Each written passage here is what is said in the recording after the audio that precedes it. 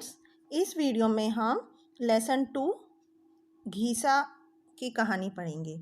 इस कहानी में बच्चों, घीसा एक ग्वाले का बालक है जो बहुत ही गरीब होता है और वो लेखिका से गंगा नदी के किनारे पर मिलता है। तो और वो लेखिका का शिष्य बन जाता है और किस तरह से वो गुरु के प्रति अपना समर्पण करता है और लेखिका किस तरह से उसके समर्पण से प्रभावित होती हैं।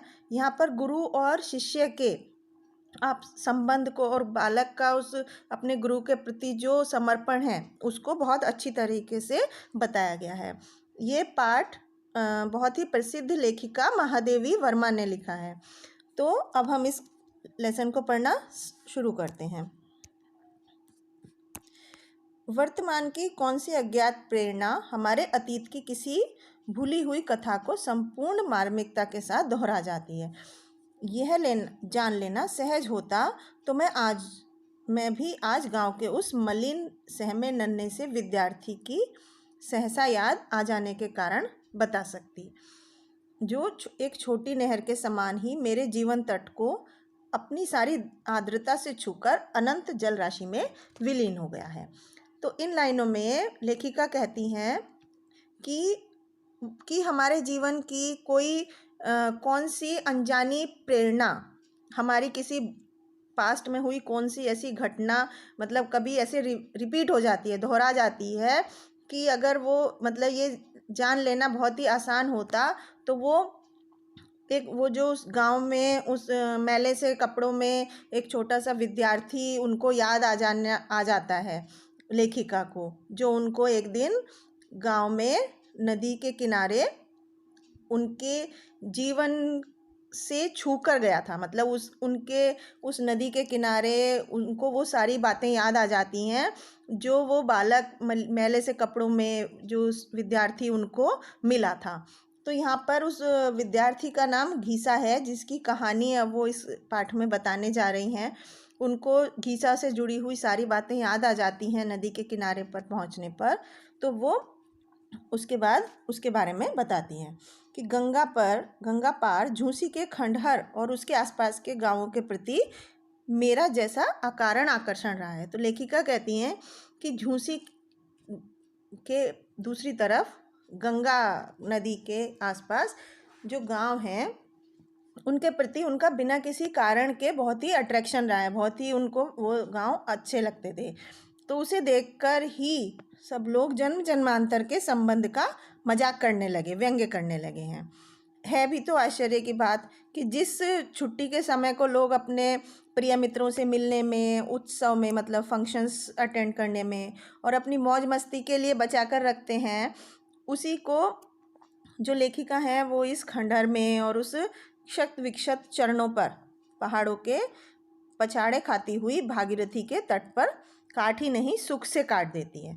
मतलब कि जिन छुट्टियों में लोग अपने प्रिय दोस्तों से मिलते हैं, बहुत सारे उत्सव अटेंड करते हैं और अपने मौज मस्ती के लिए समय बचा कर रखते हैं, लेखिका उसी छुट्टी के समय को अपने उस खंडहर में और अपने गंगा नदी के तट पर अपने पुरानी यादों में बहुत ही सुख के साथ उस समय को बिताना पसंद करती हैं।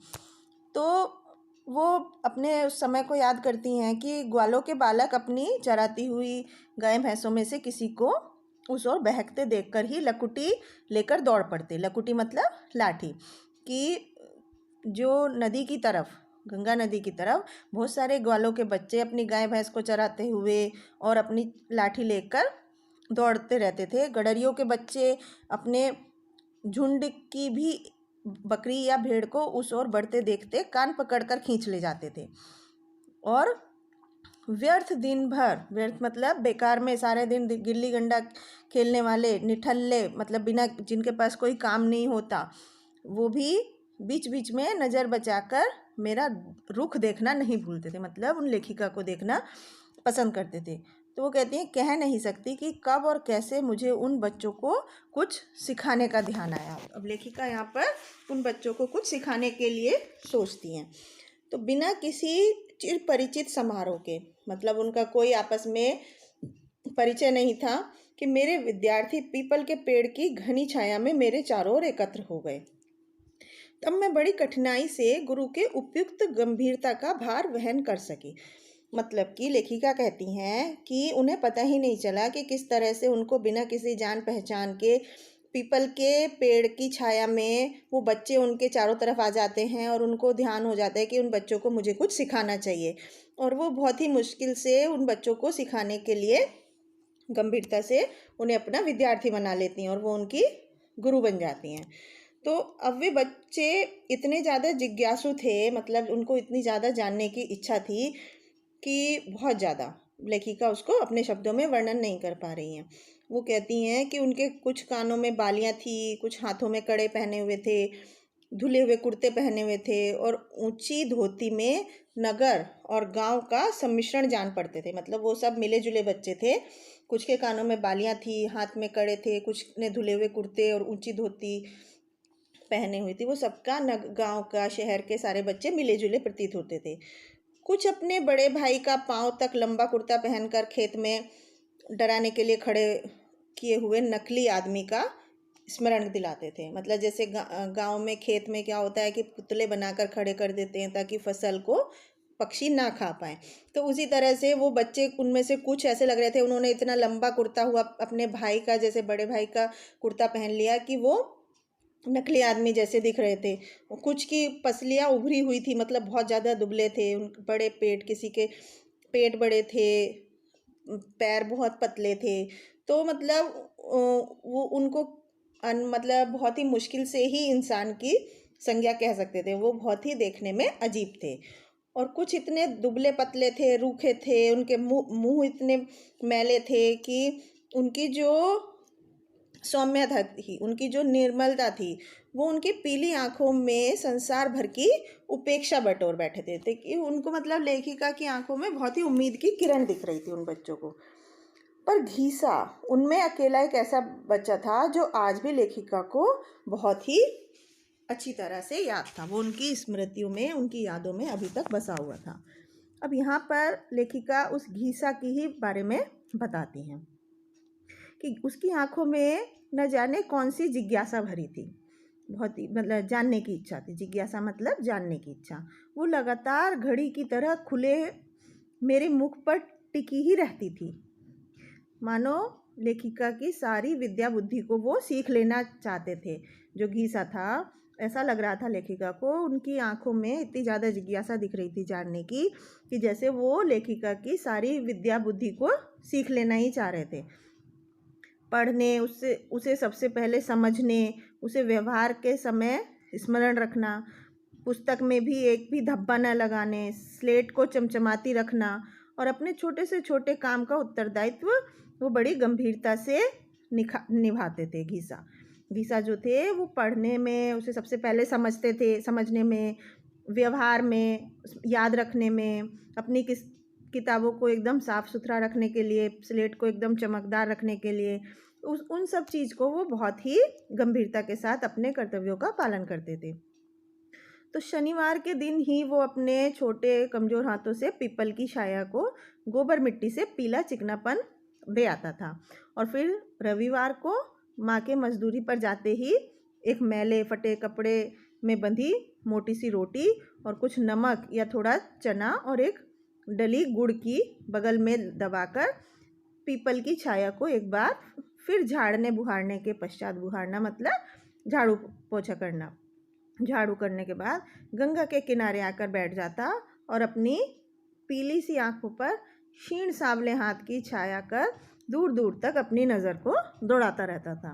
तो जैसे ही उसे लेखिका की नीली सफ़ेद नाव की झलक दिखाई पड़ती थी, वैसे ही वो अपनी पतली सी टांगों पर तीर के समान उड़ता, मतलब बहुत तेज़ी से भाग कर आता और बिना नाम लिए ही साथियों को सुनाने के लिए गुरु साहब कहता हुआ फिर पेड़ के नीचे पहुंच जाता। तो जहां न जाने कितनी बार दोहराए तिहराए हुए कार्यक्रम की एक अंतिम आवृत्ति आवश्यक हो उठती, पर मतलब कि वो लेखिका कोई बात को कितनी भी बार बताती थी तो आखिरी बार फिर से उसको दोहराती थी। तो पेड़ की नीची डाल पर रखी हुई उनकी शीतल पाटी, मतलब चटाई, उतारकर एक बार झाड़ पोंछ कर बिछाई जाती। वो जो लेखिका को बैठने के लिए उनके लिए चटाई को बार बार झाड़ पोंछ कर बिछाता था।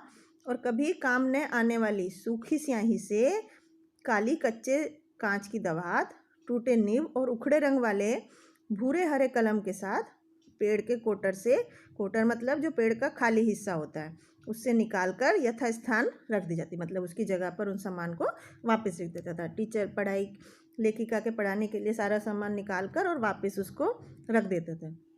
और तब इस विचित्र पाठशाला का विचित्र मंत्री और निराला विद्यार्थी कुछ आगे बढ़कर उनके स्वप्रणाम स्वागत के लिए प्रस्तुत हो जाते थे। महीने में 4 दिन ही वो लेखिका वहाँ पे पहुँच पाती थी, क्योंकि कभी कभी उनके पास काम बहुत ज़्यादा होता था और एक आध छुट्टी का दिन और भी निकल जाता था। पर उस थोड़े से समय और इन थोड़े से दिनों में उन्हें भी उस बालक से के हृदय जैसा परिचय मिला। मतलब वो बालक ने लेखिका को बहुत ही ज़्यादा प्रभावित किया और चित्र के एल्बम के समान लगातार नया सा लगता रहा। लेखिका आज भी उस दिन को नहीं भूलती है जब उन्होंने बिना कपड़ों का प्रबंध किए, अरेंजमेंट किए, उन्हें सफाई का महत्व समझाते समझाते बहुत ही ज़्यादा थका डालने की गलती की थी। तो दूसरे रविवार को सब जैसे के तैसे ही सामने थे। मतलब कि कुछ गंगा जी में मुंह इस तरह धोकर आए थे कि मैल जो था उनके मुंह का वो रेखाओं में बट गया था, और उनके जो कुछ के हाथ पांव ऐसे घिसे हुए थे कि उनका जो शेष बाकी का जो मैला शरीर वो था अलग अलग जुड़े हुए से लग रहे थे। और कुछ न रहेगा बांस न बजेगी बांसुरी की कहावत को सिद्ध करने के लिए कीड़े जैसे मैले फटे कुर्ते घर पर ही छोड़कर ऐसे ही अस्थि पंजरमय रूप में आकर उपस्थित हो गए थे। तो जिसमें उनके प्राण रहने का आश्चर्य है, गए अचंभा कौन की घोषणा करती जान पड़ती थी, पर घीसा उनमें नहीं था। पूछने पर लड़कों से कानाफूसी करने का और एक साथ सभी के अनुपस्थित होने का कारण सुनाने का आतुर होने लगा। मतलब लेखिका को इस बात की जिज्ञासा होने लगी कि सिर्फ घीसा क्यों नहीं आया। वो लोग एक दूसरे के ना आने का कारण पूछ रहे थे। तो एक एक शब्द जोड़ तोड़ कर समझना पड़ रहा था कि घीसा माँ से कपड़े धोने के साबुन के लिए तभी से कह रहा था। घीसा अपनी माँ से कपड़े धोने के लिए साबुन के लिए कह रहा था कि कपड़े धोने के लिए साबुन ला दो, पर माँ को जो मजदूरी के पैसे थे वो मिले ही नहीं, और दुकानदार ने अनाज लेकर साबुन नहीं दिया। तो कल रात को उसकी माँ को पैसे मिले और आज सुबह वह सब काम छोड़कर पहले साबुन लेने गई। अभी लौटी है और अभी घीसा कपड़े धो रहा है, क्योंकि गुरु साहब ने कहा था कि नहा धोकर साफ कपड़े पहन कर आना। तो इस वजह से घीसा अभी तक नहीं आया था उन बच्चों के साथ, क्योंकि घीसा की माँ साबुन लाई थी तो वो अभी उस साबुन से अपने कपड़े धो रहा था। तो गीला अंगोछा लपेटे, गीला तौलिया जैसा कपड़ा होता है उसको गीला ही लपेट कर और आधा भीगा कुर्ता पहनकर अपराधी के समान, जैसे कोई अपराधी आ रहा हो, वो लेखिका के सामने आ खड़ा हुआ। तब आंखें ही नहीं, लेखिका का रोम रोम गीला हो गया। उस समय समझ में आया कि द्रोणाचार्य ने अपने भील शिष्य से अंगूठा कैसे कटवा दिया था। होली के पहले की एक घटना लेखिका की याद में ऐसे गहरे रंगों से अंकित है, ऐसे गहरे रंगों से छपी हुई है कि जिसका धुल सकना आसान नहीं है। उन दिनों हिंदू मुस्लिम विरोधी धीरे धीरे आगे बढ़ रहे थे। तो घीसा 2 सप्ताह से बुखार में पड़ा हुआ था। दवा लेखिका भिजवा देती थी, परंतु देखभाल कर कोई ठीक से इंतज़ाम नहीं हो पाता था। तो 2-4 दिन उसकी माँ खुद बैठी रही, फिर एक अंधी बुढ़िया को बिठाकर वो भी अपने काम पर जाने लगी। तो रविवार की शाम को वो लेखिका बच्चों को विदा देकर घीसा को देखने गई, परंतु पीपल से 50 कदम दूर पहुँचते पहुँचते उसी को डगमगाते पैरों से गिरते पड़ते अपनी ओर आते देखकर लेखिका का मन बहुत ही ज़्यादा उद्विग्न हो गया, मतलब बेचैन हो उठा। तो इतने में मुल्लू के कक्का ने पार से लौटकर दरवाजे से ही अंधी को बताया कि शहर में दंगा हो रहा है, और तब उसे गुरु साहब का ध्यान आया।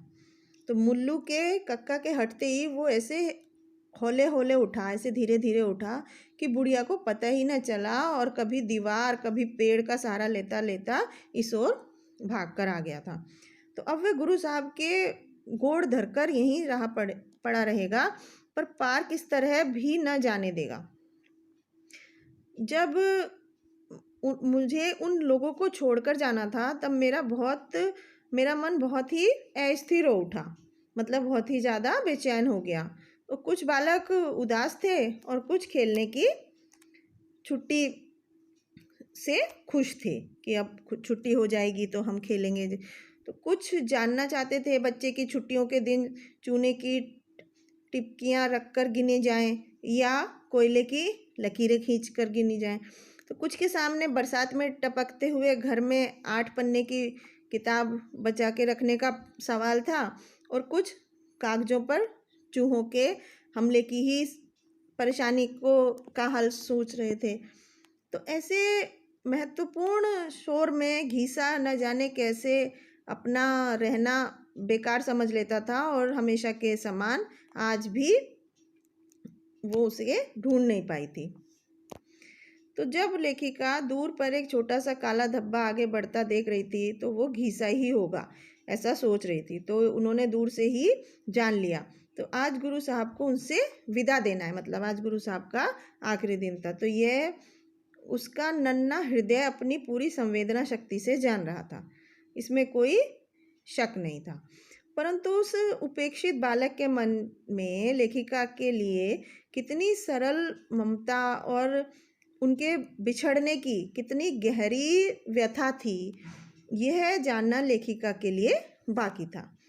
तो पास आने पर देखा कि उस धूमिल गोधुली में बादामी कागज पर काले चित्र के समान लगने वाला नंगा बदन घीसा एक बड़ा सा तरबूज अपने दोनों हाथों में संभाले हुए था, जिसमें से कुछ भाग कटा हुआ था और उसके भीतर चारों तरफ एक लाइन दिखाई जान पड़ती थी।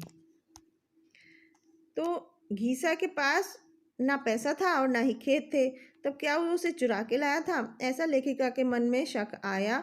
तब उन्होंने जाना कि जीवन का खरा सोना छिपाने के लिए उस मैले शरीर को बनाने वाला भगवान उस बूढ़े आदमी से अलग नहीं है, जो अपने सोने की मोहर को कच्ची मिट्टी के दीवार में रखकर निश्चिंत हो जाता है। तो घीसा गुरु साहब से झूठ बोलना भगवान से झूठ बोलने के बराबर समझता था।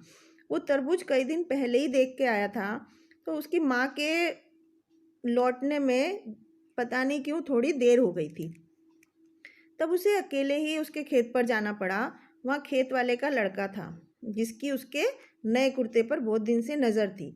उसने कहा, पैसा नहीं है तो कुर्ते दे जाओ, और घीसा आज तरबूज न लेता तो कल उसका क्या करता। इससे वो कुर्ता दे आया। पर गुरु साहब को चिंता करने की ज़रूरत नहीं है, क्योंकि गर्मी में वो कुर्ता पहनता ही नहीं था, और जाने आने के लिए तो पुराना ही कुर्ता ठीक रहेगा। तरबूज सफ़ेद ना हो इसलिए वो कटवाना पड़ा उसको कि अंदर से पका हुआ है, लाल है, मीठा है, ये जांचने के लिए। तो इसलिए उसको उंगली से कुछ निकाल के देखा उसने हिस्से को। अब गुरु साहब ना ले लें तो घीसा रात भर रोएगा, छुट्टी पर भर रोएगा। तो ले जाएं तो वह रोज़ नहा धोकर पेड़ के नीचे पड़ा हुआ अपना पाठ दोहराता रहेगा, और छुट्टी के बाद पूरी किताब पट्टी पर लिखकर दिखा सकेगा। जो फर्श पट्टी पर बैठने के लिए होती है, उसी पर वो अपनी पूरी किताब लिख देता था। और अपने स्नेह के प्रलग उस बालक के सिर पर हाथ रखकर लेखिका बहुत ही ज़्यादा दया भाव से निश्चल हो रही। उस तट पर किसी गुरु को किसी शिष्य से कभी ऐसी दक्षिणा नहीं मिली होगी। मतलब उस तोहफे को देखकर लेखिका उस बालक से बहुत ज़्यादा प्रभावित हुई, और सोचा कि किसी भी बालक ने आज तक, किसी भी शिष्य ने अपने गुरु को ऐसी दक्षिणा नहीं दी होगी। तो ऐसा लेखिका को विश्वास नहीं था, परंतु उस दक्षिणा के सामने संसार के अब तक के सारे आदान प्रदान लेखिका को फीके जान पड़ रहे थे। मतलब कि उनको उसका जो शिष्य की जो दक्षिणा थी वो सबसे ऊपर जान पड़ रही थी। फिर घीसा के सुख का विशेष प्रबंध करने लेखिका बाहर चली गई, और लौटते लौटते उन्हें कई महीने लग गए। इसी बीच उसका कोई समाचार नहीं मिला, और फिर जब उस ओर जाने का उन्हें छुट्टी मिली लेखिका को, तो घीसा को उसके भगवान जी ने सदा के लिए पढ़ने से अवकाश दे दिया था, मतलब छुट्टी दे दी थी। तो आज यह कहानी दोहराने की लेखिका को शक्ति नहीं है, क्योंकि अभी उनके लिए इतना ही काफ़ी है कि वो अन्य दूसरे मैले मुखों में उस अपने विद्यार्थी घीसा की छाया ढूंढती रहती हैं। तो बच्चों, इस कहानी में, इस पाठ में लेखिका महादेवी वर्मा ने यही बात बताई है कि किस तरह से गुरु और शिष्य में समर्पण की भावना जो होती है वो होती है कि एक विद्यार्थी अपने गुरु को भगवान के बराबर समझता है, और एक विद्यार्थी के लिए उनके गुरु का कहना मानना ही सबसे बड़ा धर्म हो जाता है। तो बच्चों, आशा है आपको ये कहानी समझ आई होगी। बहुत ही अच्छी कहानी थी। धन्यवाद।